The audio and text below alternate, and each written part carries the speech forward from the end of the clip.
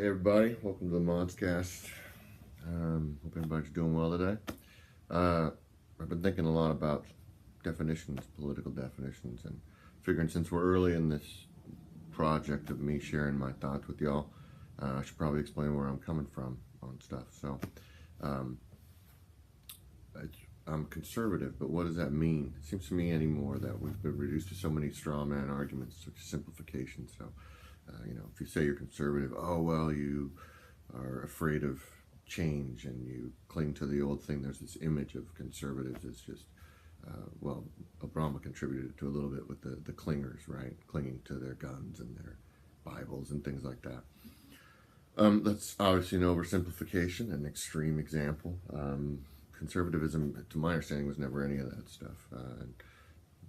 I'll try and cite people from whom I've got these definitions that I found true with my idea of what it means to be conservative. The first of them is from a guy, I heard from a guy by the name of Roger Scruton, a tremendous philosopher and author. He's written some great books on aesthetics, architecture. He's composed symphonies, and just an amazing guy. You can Google him, Roger Scruton, Scruton.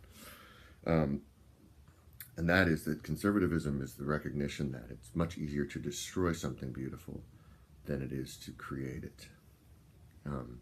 And using that as a principle for how you look at life. And I've been thinking a lot about that the last few days because I was talking with my daughter about this. If you think about a great work of art, the time it takes to create something, or even, say, if you've ever been to a sandcastle contest, right, or you've seen that show, there's a reality show, I think, about sand masters or something. Anyway, how much time it takes to create a sandcastle, and then how easy it is to come along and kick it, okay? But it's also more than that, because I think there's one thing that's more difficult than creating a masterpiece, a truly beautiful piece, and that would be figuring out how to improve it without ruining it, if that makes any sense. So if you think about a great work of art, a great painting, right?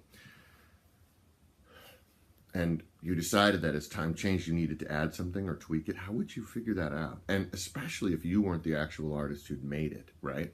Because even for the artist who made it, there are things that are intangible things that went into it that you don't know. So how are you sure if I take this out, if that won't take away from it? There's an inexpressible mastery of the thing that is embodied in the artwork itself. So if you alter it, right, how do you know you won't ruin it?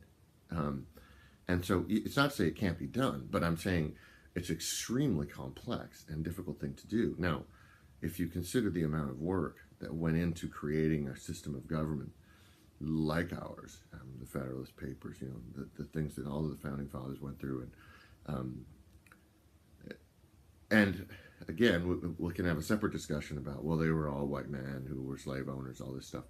Again, I keep saying again, that is a different issue, all right, because we have to divorce the artwork from the artist, right? There's no question that in this sense the comparison runs out, a political system versus a work of art, which you could say a work of art is finished, and that's fine. But I think that for conservatives, the idea is, of course, it's not this clinging to the past and we don't want change. It's the recognition that if you're going to make change, you better be sure you know what you're doing. And you better be very careful and very intentional, because you may not see all of the things that are involved in that, because even the creators themselves may not have seen it, right? It may have been implicitly working from underneath, coming out of them, whether it's the family values, the religious values that they had, which aren't explicitly outlined, nor should they be in the state documents. They didn't want them to be, but the idea that there were invisible elements of that work their way in, not that, again, it's supposed to be preached, but that are essential to it, right? That they had assumptions and things in their family life that were just givens that they didn't even think you needed to talk about, right? Or that maybe they weren't even aware were the fundamental underpinnings of what they were doing in creating a system that's allowed for the greatest amount of freedom and individual expression and individual pursuit of happiness in the history of humankind, okay? So, I mean, that's the one thing, the notion that you should always remember that it's easier to destroy or ruin something really great than it is to create something truly great. And this system of government, though not perfect, is truly great. I mean, if you look at the empirical results of it, in terms of standard of living, human progress, etc. I don't think you can argue with that. Now, not perfect by no means. And if you're measuring against the ideal, and that's a topic for a different video, you're always going to be bitter and resentful, yeah, instead of grateful that you're in a system that is, well, not perfect, the best one available, yeah. And again, so also the conservative position is not to keep it stuck the way it is. That's not conservative. That's stupid. It's to recognize that, hey, you can't just make any change you want because it feels right or because you think you should. You have to really look at, okay, well, what would the implications of this be? I mean, think about it. Structurally, you would never do that to a house, a building. I mean, a house or a building. If you wanted to make a change for aesthetic reasons, because you thought, oh, well, or even now, if you go, well, okay, now because we have technology, we need to redo this house and wire it for Wi-Fi or whatever. Well, that's fine, but you have to consider how you do all that so that you don't damage, right, or threaten the stability of the structure. So you have to be careful. You can't just go cutting holes in walls without knowing, hey, this is a load-bearing wall, or there's electrical or old plumbing running through here, or the ducting for the ventilation to the upstairs room runs through this wall, so I have to be careful, right? It's another metaphor to think about. So that's the conservative position, is look, before you go cutting things up and ripping things out and saying, oh, I want to make these changes, you need to be thinking about it and consider, okay, well, how is this important to the whole thing? So the first one, the commitment or the recognition that it's more difficult to make something beautiful and good than it is to destroy it. It's easy to unmake, and that's human nature. And so recognizing that and we, again, the sandcastle, we can walk into it without even realizing it. We can kick it over without even realizing that's what we were going to do. Or, you know, the person who spends hours building a house of cards or something, right? A very amazing achievement, right? Steady hands. And then the person who comes on goes, oh, you know, I just don't think that this queen should be here, or this jack, you know, for some whatever reason, I don't like the way it looks. And so you decide to move it and the whole thing collapses, right? Because you haven't paid attention to how integral it is to the whole structure. It might be way out on the periphery and you're thinking, oh, no big deal, right? So that's the first. The second one I would hit on is from Edmund Burke, and that is that for me, conservatism means a recognition that we're actually not free. Our lives aren't our own. I don't mean not free, because we'd have to choose this, but there's a contract. When you inherit something good, you have a contract to pass it on to someone else. Burke's idea is that we are actually in a contract with the generation that's gone before and the generation that's come after to give them something useful. Now that means, one, we balance that preservation of what was there with the alterations and changes that need to be made for the future generation. That's why I think Burke's articulation is so great. That's Edmund Burke, an English philosopher, regarded by many as the father of conservatism.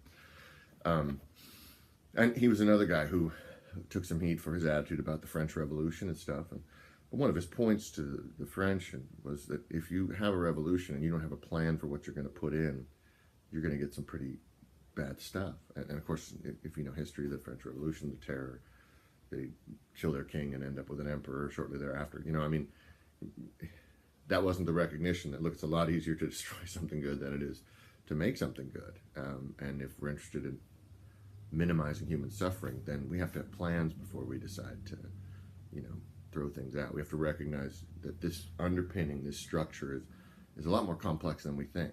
And it's not as easy to just get rid of it, nor is it even desirable, right? Because who wants to throw out the good to try and achieve some kind of perfect, all right?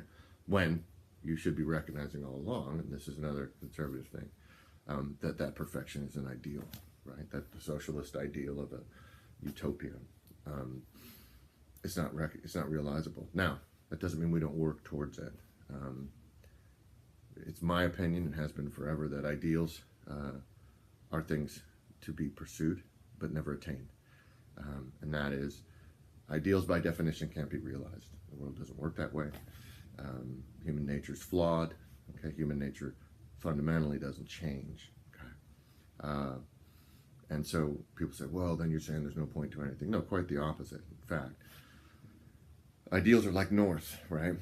They say always remember which way is north. Well, you're supposed to remember which way is north so that you know where you are, but you're never going to actually be at north. Even if you're at the North Pole, you're not at north, right? North is an idea, which helps us locate ourselves and situate ourselves relative to things, and that's how ideals are. Okay, so we keep them, we keep striving towards them, and guess what? Every generation gets to strive towards them, which is great, right?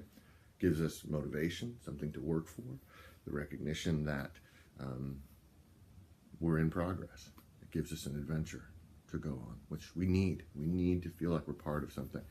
The conservative thing is that the pursuit of that ideal is what matters. So we're grateful for where we are, grateful for the work. The conservative is grateful for where we are, the work that has gone before, and inspired to pursue further improvement. Yeah? Is it better now than it was today? And this is true on an individual level. Am I a better person now than I was yesterday? Recognizing that I'm never going to be perfect. I'm not going to have all the answers. That's the position, to me, again, of the conservatism that I adhere to. I mean, I'm fairly libertarian, right? I think that the tendency to pursue those ideals and to fail to remember that commitment to the past, which, by the way, and to the future, is essentially a kind of selfishness that becomes problematic, and it fails to get outside of ourselves, right? Because, and it's important to think about this, and I'll try and close with this, gifts are different than payment, right? So when I say that we have a contract with the past and future, it's not a debt, right? It's not, you can be resentful if you see it as a debt, okay? It's a gift. And if you think about gifts, and there's a lot of great gift theories, and back when I was in grad school, we talked a lot about gift theory, and from people, Marcel Mauss, René Girard, these people, Girard, excuse me. The idea of a gift is, it's about the relationship, right? And when you receive a gift, you're not indebted. You know, your parents, any more than your parents give you something and you're in debt and you have to pay them back. Now, some people do because they want to. It's a noble thing. You realize the sacrifices your parents made.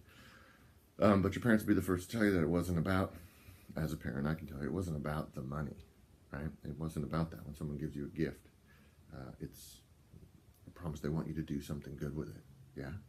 They want you to pass the gift on. The how of the gift, excuse me, the Maori, New Zealand, Mauss talks about this in his book, but the spirit of the gift has to be passed on and go somewhere else. So this idea that we've received a gift and that we're grateful for that gift, and we show that gratitude by passing it on. Not the same gift. It's not the thing itself, right? So we don't cling to the old way and keep it the same way and go, you have to have this gift, because that's not really a gift, right? If you give someone a gift that you think is useful just to you, well, it's not the same thing. I mean, that you want, you try and anticipate. You know, if you ever known someone who gave you a gift that you didn't know you needed, but was like the perfect gift, or you didn't know it was there, that's what it is. So, and that's a very difficult thing to do if you've ever bought gifts for people, you know. I'm sure you all have, duh. But the notion that, you know, you try to figure out what they need. It's very difficult to be a really, really good gift giver. And what we're talking about is passing on a work of art, to return to the initial metaphor, right? We're talking about tweaking a work of art and trying to anticipate how it would best serve future generations, at the same time being true to the spirit of the gift that was given to us, with all of the responsibilities and challenges that came along with it. And the recognition that we weren't given a finished thing, right? It wasn't that they wanted to give us something. If you gave someone something, when you give someone a gift, it's a challenge, not in a negative way. It's an invitation, I should say, to continue to give, right? And that's a difficult thing, especially when you're talking about something so beautiful, right? And you ask, how do you improve on that? And sometimes you can be resentful of gifts, yeah? If you feel you don't deserve it, which is one of the problems I think we're running into. And that leads to resentment.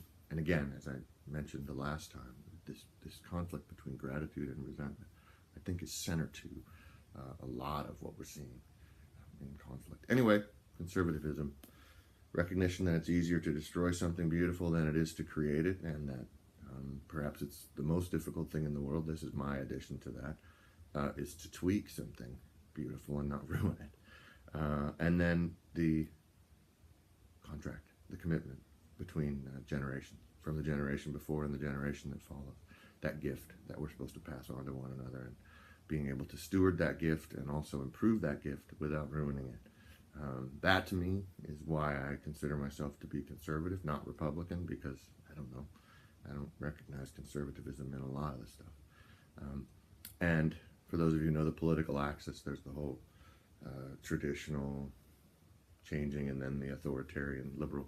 We can talk about the other axis in another one, but this is mainly the conservative versus, I guess progressive is the term now, because liberal gets confusing because it used to have a different definition. There's libertarian.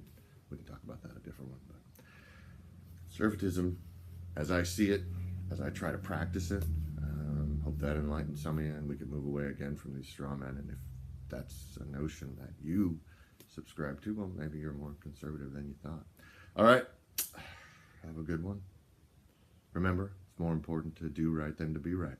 Thanks for watching. Cheers.